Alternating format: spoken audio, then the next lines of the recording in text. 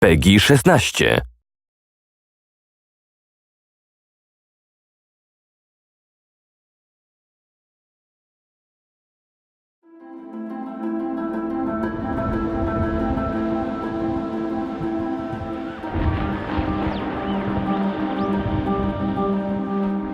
There are two sides to the personality of the ghost ship.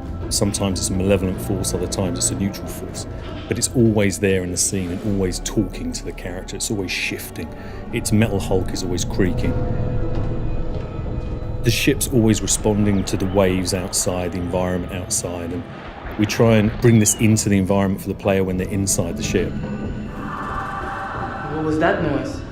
What we wanted the player to feel when they were going around the ghost ship was to have a very spooky and damp and cold feel, but yet not knowing what was around the corner. The lights on the ship fail and fade, and so areas are really dark and silhouetted.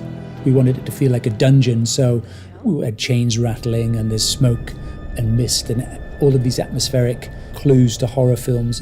That's what we wanted to exist inside of this ship. So it's a matter of exploration into the depths of the ship, and as you get deeper, we wanted the emotions to get more and more intense. The characterisation and the sounds that the characters make in the environment is really key to conveying that sense of decay. They're walking around the environment in bare feet, and the sounds they make as their feet hit the environment has to be sharp, edgy, rusty and dusty. It's a really hard sound to recreate. Every tap on a bulkhead, every brush past a wall, it all has to convey that sense of decay and that roughness, that real kind of sense of a hostile environment. It's a great environment for horror.